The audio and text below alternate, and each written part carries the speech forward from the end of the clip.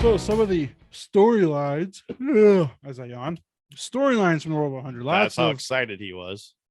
As a late model race, there's lots of exciting things that happen, unlike the boring ass sprint car races. You mean a lot of drama? That's right, buddy. TJ Buffenbarger, TJ Slideways, yes. messaged me. He's like, late model drama is greater than sprint car drama. Sometimes. And I said, yeah. I said, but that Aaron Reitzel thing was next level. That one was pretty tough to beat. So he's like, yeah, you got a point. A lot of sprint car stuff's behind scenes. You just get, rant messages from people, from shitty promoters. So yeah, kind of the big thing as the nights. Wednesday was pretty calm, actually. Wednesday was like a normal night. I gotta say there wasn't too crazy. There wasn't a whole heck of a lot. Well, I should say we know some craziness happened, but it wasn't. After the race, wasn't reported until Thursday morning. All right. That was the big news that Bobby Pierce was disqualified from participating Thursday night for the 51st annual Dream. Had the Scooby-Doo car. Yes. That was a pretty sharp looking car. Ruh-roh. People had their opinions on the paint scheme. I get it, but for me, it's like, hey, it's something cool for kids. I'm all Why for not? it. But the bigger news, obviously, out of the Pierce camp was him getting parked for Thursday night because a crew member, this is how it was reported, had an altercation with a track official. Later, from everything I've seen, which one thing was from his major sponsor, a crew member who is no longer employed with Pierce, or Pierce Motorsports or racing, whatever it's called, got drunk. Did donuts on the four-wheeler in the pits. And a track worker approached to tell him to stop, and he, slap, punch. I heard punch. Yeah, I heard punch. Whatever. And I've heard from a lot of inside sources that's what it was too. So, but it was like real late at night, and Bobby and all them was already in bed. Everyone was in bed except for him. Some evidently he had a key to the hauler, and maybe don't give your crew people keys. Yeah. I mean, I don't know if it was fairly new. Sounds like it's a fairly new guy. I don't know. So, that was interesting bit of news. Yes. So I guess we had. Wait a minute. A track. I was gonna say we just had a fun discussion last episode. We were obviously off Labor Day weekend, but the weekend before we had a fun discussion about an altercation at a track and nothing been happening. Yeah, a track. So something like this disqualified a crew member or a driver for actions of a crew member. Yeah. What? So that was kind of actually they ended up suspending both parties from the Fremont deal. They just never publicly announced it because they thought they'd have backlash for public announcement, which I think it's just the opposite. You probably want to get it out there when over 200,000 people seen the video, but said parties are suspended from Fremont Speedway. For how long? At least 2 weeks. Ah. Interesting. For sure. Yes. We can get back to that in a sec. Yes. But that's the debate was, you look at posts on social media, right? And some people are all about it. It was right call, right thing. Other people are saying it's snowflake generation. If this was Earl, blah, blah, blah. Yeah. I think it was the right call personally, but I don't know. What do you think? I'm not saying it's the wrong call, but I'll say it like this. If there wasn't another World 100 the following couple days, I don't think it happens like it did.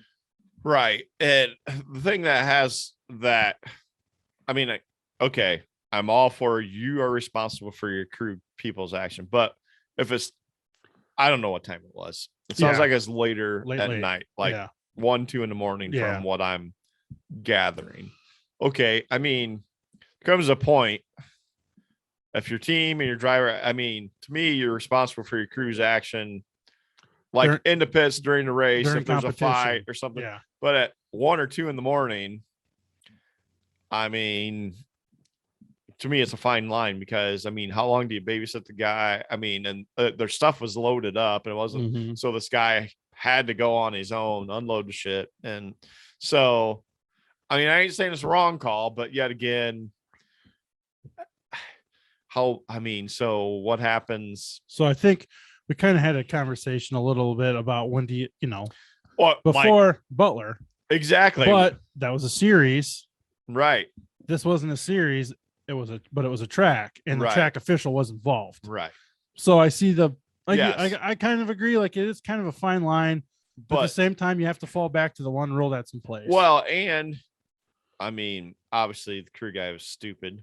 Yes. And hopefully nobody, and I don't know how good he is. I mean, I'm sure somebody will hire him because crew guys are hard to get. But Yeah. It's They like, won't be giving the keys to the 4-wheeler anytime yeah, soon. it's like, I mean, I think Bobby took it good too. I seen his Yeah, I statement. think He's he stood behind it. He's like, hey, I understand what happened. And yeah, hitting a track official is the part that, okay. That probably did him in the most. Oh yeah, without a For doubt. And they had to punish the team, I think, because he hit a track official. Yes. No matter what it is, because it happened inside. And we all know Eldora is a little different because 24 hours, people's down there all the time. Somebody's at security at the track all times on those big races. I mean, it's not like the sad incident before or up in Michigan when there's nobody around, gates ain't open, and the track ain't even open for business yet. Eldora, even though there's no races, they're open for business. Once that gate opens, especially for a deal like that, we all know it's pretty much 24 hours there. So, I mean, to me, and I didn't notice this until I saw the chatter about it. This event led to 4-wheelers parked for the entire event. Oh, really? For the rest of the weekend. I never noticed it to pay attention. They let guys from up top, let them bring them down to park them for equipment. Well, of course, I was there there Friday and Saturday. Exactly. So. And I didn't pay attention to it. I just saw this and then I go, son of a bitch. They're right. You know, like sometimes guys will push their cars through tech and all that. Nope. Everyone drive your cars around and carry your shit to the front stretch if you wanted to be in the work area. Or I mean, it was to some extent it was, but I was now once it was brought to my attention, I was like thinking about it. Like, you're right. I didn't see. Yeah.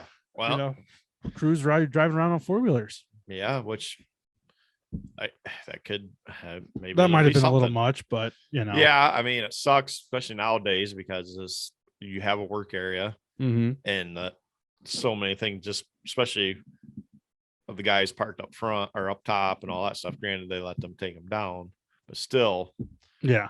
I mean, it was an interesting.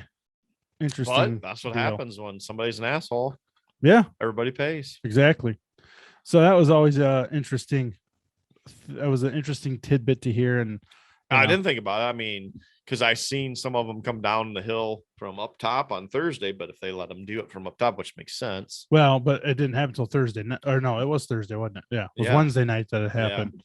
Yeah, and I guess, or I think they let them. I don't know. I don't know if that's maybe it's just track people on them. And I don't know if that took effect starting Friday or starting Thursday either. Right. Because it made sense because Fergie and McDowell were the top 2 time guys or point getters for Saturday, and they had to interview on stage. And I thought it was weird, but they came down on a side by side that the track official was driving. Maybe it's just track ones I seen on. Yeah, and I was kind of wondering, but T-Mac had his 4-wheeler, and you know he drove it. But I was like, oh, if they let them drive up and down, and just because they're up there. But that was the big news kind of starting. You know, it's a shame. I did not know that. It's a shame for Bobby Pearson crew because they had a nice car, and and he takes the hit of it. And there's a lot of Bobby Pierce haters out there. I mean, I was surprised Thursday night, even though he wasn't racing a lot of people. Anybody but Pierce, which I like Bobby Pierce. I mean, I think he's a hard ass driver. I mean, he puts it on the line. He's been in a few incidents. A few of them, yeah, he could have backed out, but a lot of them, I think he gets the short end of the stick. A lot of all of them of being to blame. He just don't. I mean, he's just a hard racer. Yeah, I don't have a problem with him. I've just, you know, well, it just takes a condo. This is like the Bloomquist factor. Like when he fell. Yeah. You know, he had to be on drugs or had to skip the drug test because he fell. I mean, had to do something to skip the drug test. Yeah, exactly. And it's just like this. So, you know, now, it just fuels the fire. So that was going into, Thursday that came out Thursday morning into the Thursday night action. So the other kind of thing on Thursday, and I know we had some problems, I believe Wednesday on starts and restarts, kind of where they are set to take place and whatnot. Yeah, I thought there was a couple questionable ones. There's a couple calls and people weren't happy with. I saw there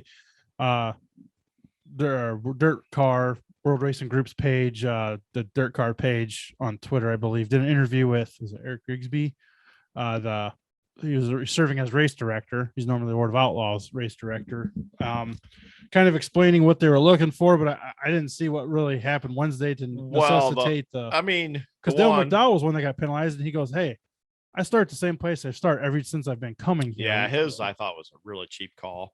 Then I forget who it was. Somebody got called. It was one of the bigger guys. Yeah. And yeah, he got out of line, but the car right behind him did too. Yeah. And they didn't penalize him. It's like, well, no, wait a minute. That car was just out of line as him. It should be all of them, not just one. Yeah, my dad was saying then there was a time after they called that, then like Davenport was one that got out of line. He was. And they didn't call it on No. him. And that's what, goes back to, you don't do it for Davenport. So, yeah, he did. He was out of line. And I think Turbo was one of them. He got called. Maybe he's the one that got called. Did I hear Shane Clanton was one that got called too? Maybe I don't remember. I know Dale McDowell was kind of the main one. Yeah, but there's a couple. So they said, and you, I don't know. I paid attention the rest of the weekend. The opening in turn 4 was their start zone. Yeah. So, but for what that's worth, to me, if a car gets out of line, I thought that was kind of stupid because as long as they don't advance a position, I don't see what the problem is. Mm-hmm. But they had an issue with it, and I forget who the hell it was. They got called, and the car right behind him literally right behind him. They didn't call them. I was like, oh, so how do you call one and not the other? Yeah. So that was kind of going on. The other kind of foobar deal with, it wasn't really officiating or calls, but it was a track issue kind of. The B scramble deal on Thursday. Dennis Erb Jr. and Zach Dome finished 4th. They take the top 3 and they pulled in expecting to go to the scales, and they were supposed to stay out to run the B scrambles, which is a 5-lap dash, and you transfer. The winner goes to the A main. Yeah, the winner goes to the A main. So the confusion was with those two pulling off. Nobody knew what was really going on. Well, the infield lineups posted said top 4 transfer on them.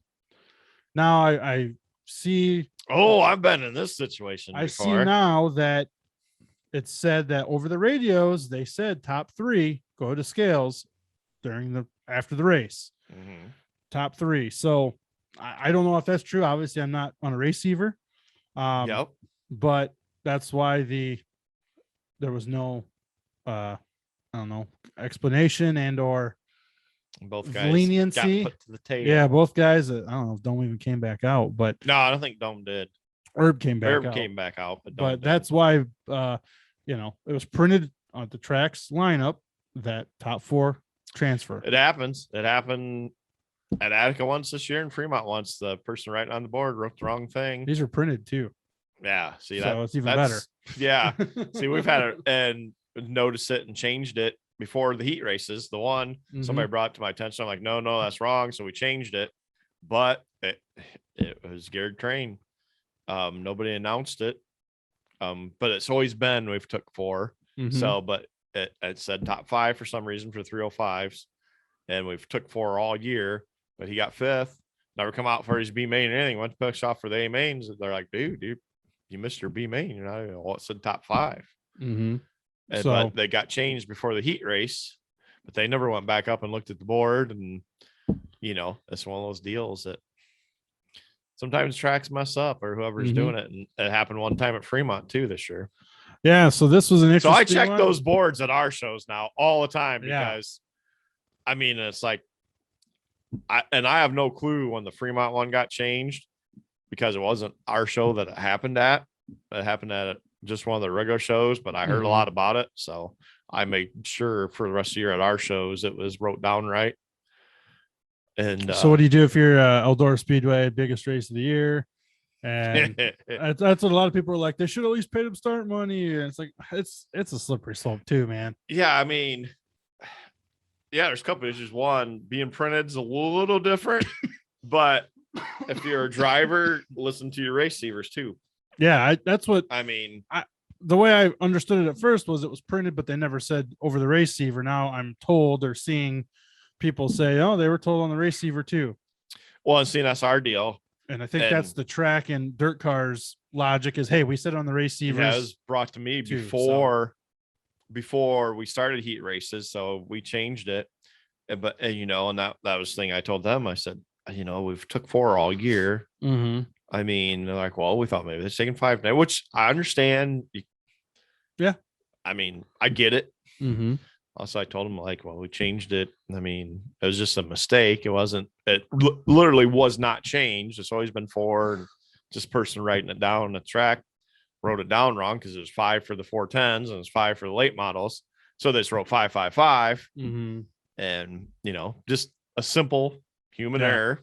You know, but that changed before the heat race. Well, really didn't change, but got corrected on the board, but they never looked. And so, what do you do for Eldora then? I don't know. I guess I'd have to know for sure that they was on receivers telling them if they were. Yeah, if they were. Which I'm saying, what if they were? Like I'm told they were. So what do you think? Just on the driver at that point? I think so, because you got to listen to your stuff, and more than likely, it was announced at the drivers' meeting too. And see that's the other thing. Our drivers' meetings. Yes. Well, of course, we don't have drivers' meetings at Attica, but we do at Fremont. That was what they said as well.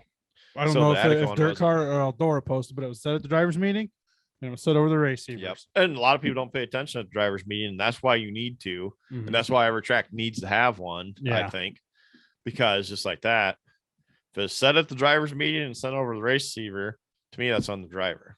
Yep. Because, and it's not like they as rookies.